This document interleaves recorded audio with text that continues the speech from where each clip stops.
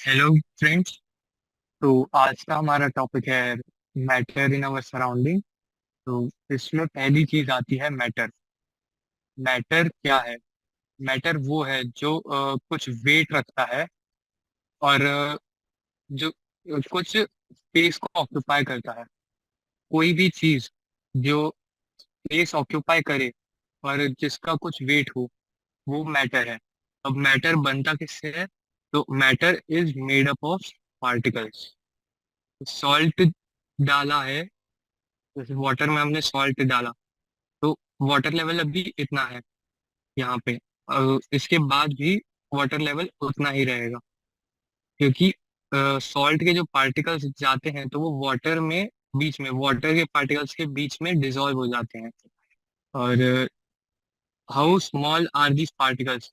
तो ये पार्टिकल्स इतने स्मॉल होते हैं कि हम अगर कोई माइक्रोस्कोप से इसे देखना चाहें तो कभी भी नहीं दिखते, इतने छोटे होते हैं ये पार्टिकल्स।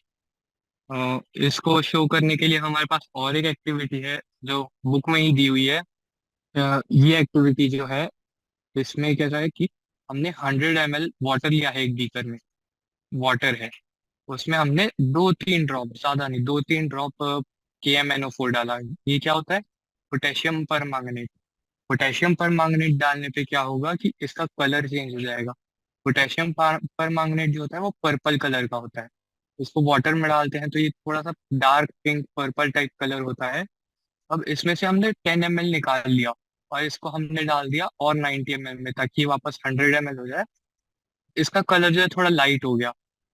फिर इसको हमने वापस डाला दूसरे बेकर में 10 ml निकाल के। तो इसका कलर जो है ना, ऐसे 5-6 बार करेंगे तो लाइट होता जाएगा, जैसे कि यहाँ ये एक्टिविटी में दिखाया हुआ है। तो इससे ये पता चलता है कि पार्टिकल बहुत स्मॉल होते हैं बट होते हैं। हम कितनी भी बार डाइल्यूट कर ले, वो पिंक कलर हमेशा रहेगा। अब इसके बाद जो है, हम मैटर के जो पार्टिकल है ना, वो उसकी कैरेक्टरिस्टिक्स पे आते हैं। मैटर के जो पार्टिकल हैं उनकी कैरेक्टरिस्टिक्स। तो पार्टिकल्स जो है ना, ये इनका जो है मैटर, जैसे ये एक सॉलिड है तो इसके बीच में जो पार्टिकल्स हैं, इसमें बीच में स्पेसेस बहुत रहती हैं। जो पार्टिकल्स हैं उनके बीच में स्पेस रहती है, खाली खाली जगह रहती है। और क्या होता है, ये जो पार्टिकल्स हैं ये एक जगह पे रुके नहीं रहते, ये ना कंटिन्यू मूव करते रहते हैं, रैंडमली कहीं भी मूव करेंगे। और ये और एक प्रॉपर्टी होती है इनकी, एक और कैरेक्टरिस्टिक होती है कि ये एक दूसरे को अट्रैक्ट करते हैं। और आगे जैसे बुक में दिया है कि मैटर मैटर के 3 स्टेट होते हैं। मैटर जो है 3 स्टेट में आता है, मैटर स्टेट्स। वैसे तो मैटर 3 स्टेट नहीं, 5 स्टेट्स में होता है, लेकिन आपके बुक में 3 ही दिए हैं। पहला सॉलिड, दूसरा लिक्विड और तीसरा गैस। बट अगर आप और आगे जाके पढ़ाई करें तो आपको और पता चलेगा, 2 और टाइप होते हैं। चौथा प्लाज्मा होता है और पांचवा होता है बोस आइंस्टाइन कंडेंसेट। अभी आपको ये प्लाज्मा और बोस आइंस्टाइन कंडेंसेट तो पढ़ना नहीं है 9th में।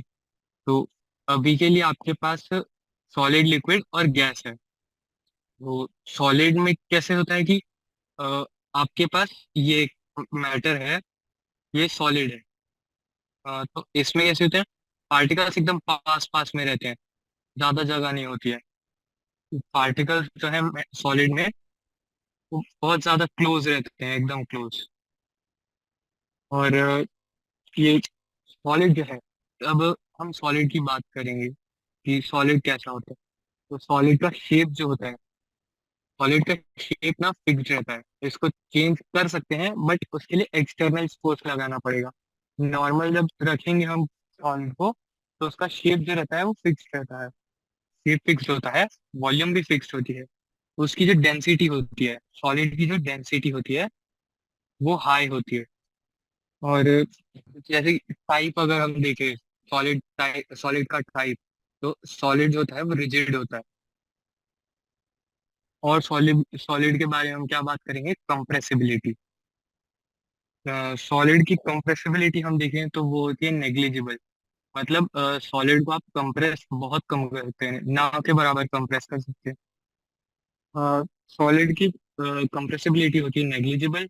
अब अगली बात हम करेंगे कि स्पेस बिटवीन पार्टिकल। तो हमने अभी थोड़ी देर पहले ही देखा था कि सॉलिड जो होते हैं उसके पार्टिकल्स के बीच में स्पेस जो है सबसे कम होती है, एकदम मिनिमम, जगह बिल्कुल भी नहीं होती है।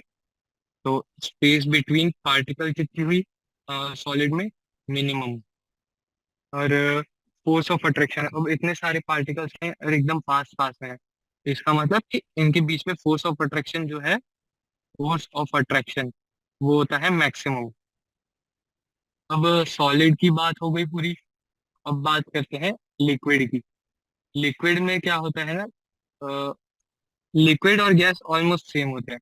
जैसे लिक्विड अभी हमारे पास है, ये लिक्विड। लिक्विड की हम बात करें तो लिक्विड का शेप जो होता है वो फिक्स नहीं है। जैसे पानी मान लो, पानी को ग्लास में रखिए, तो उसका ग्लास का शेप ले लेता है। उसको हम कोई बॉटल में डाल दे तो वो बॉटल का शेप ले लेगा। तो शेप नॉट फिक्स्ड। और शेप के बाद हमने क्या बात की थी? वॉल्यूम की। तो अब तुम 10 ml पानी क्या बोलते हैं, ग्लास में लोगे और फिर उसको बॉटल में डाल दोगे, तभी भी वो 10 ml रहेगा। तो वॉल्यूम जो रहती है लिक्विड की, वो फिक्स्ड होती है। डेंसिटी की बात करें तो डेंसिटी जो होती है वो मॉडरेट होती है लिक्विड की। अब टाइप हम बात करें तो टाइप फ्लूइड होता है। लिक्विड कैसे बह जाता है? एक पहाड़ पे तुमने जैसे पत्थर रख दिए, तुम 10 साल बाद जाके देखोगे तो वो वैसा ही रहेगा। लेकिन पानी रख दोगे तो वो बह जाएगा। लिक्विड लिक्विड जो है वो फ्लूइड होता है। और कंप्रेसिबिलिटी की अब बात करेंगे तो कंप्रेसिबिलिटी कंप्रेसिबिलिटी भी वाटर की नेग्लिजिबल तो नहीं, लेकिन सॉलिड से ज्यादा कंप्रेस हो सकता है लिक्विड। लिक्विड को जो है सॉलिड से ज्यादा कंप्रेस कर सकते हैं।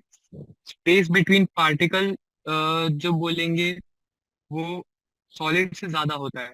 स्पेस बिटवीन पार्टिकल्स वो होता है मॉडरेट। और फोर्स ऑफ अट्रैक्शन बोलेंगे तो वो भी मॉडरेट ही होता है। Force of attraction between particle, तो वो भी मॉडरेट ही होता है। अब तीसरी चीज जो हमारे कोर्स में भी नाइन्थ में है, सिलेबस में, वो है गैस। तो गैस की भी बात कर लेते हैं। हाँ, ये रहा गैस। गैस की भी बात करेंगे तो गैस का शेप जो है ना वो फिक्स तो नहीं होता है, लिक्विड जैसा ही है। एक बलून में रख लो गैस को, फिर बलून को फोड़ दो तो वो तुम्हारे रूम का शेप ले लेगा। रूम का दरवाजा खोल दो तो वो तुम्हारे घर का शेप ले लेगा। तो गैस का भी शेप जो है फिक्स नहीं होता। और वॉल्यूम अगर देखें तो वॉल्यूम भी फिक्स नहीं है। वही सेम एग्जांपल की, पहले गैस को बलून में डाले तो बलून की जितनी वॉल्यूम है उतनी वॉल्यूम रहेगी गैस की। उसके बाद तुम उसको बलून को फोड़ दो तो तुम्हारे रूम की जितनी वॉल्यूम है उतनी वॉल्यूम हो जाएगी। उसके बाद अगर दरवाजा खोल दो तो घर की जितनी वॉल्यूम है उतनी हो जाएगी। तो डेंसिटी अब बात करें, गैस की डेंसिटी तो वो होती है मिनिमम, सबसे कम डेंसिटी जो होती है वो गैस की होती है। और टाइप की बात करें तो टाइप में ये भी फ्लूइड ही है, गैस के लिक्विड के जैसा ही है। ये भी बह जाएगी, हवा बहती है ना। कंप्रेसिबिलिटी की बात करें तो ये हाईली कंप्रेसिबल है, हाईली कंप्रेसिबल।